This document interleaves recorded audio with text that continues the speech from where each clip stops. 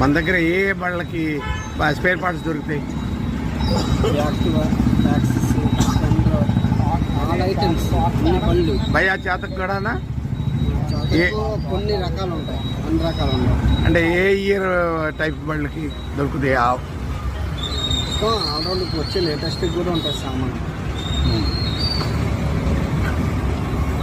703 వేసాడు, 703 చాలా కలెక్షన్.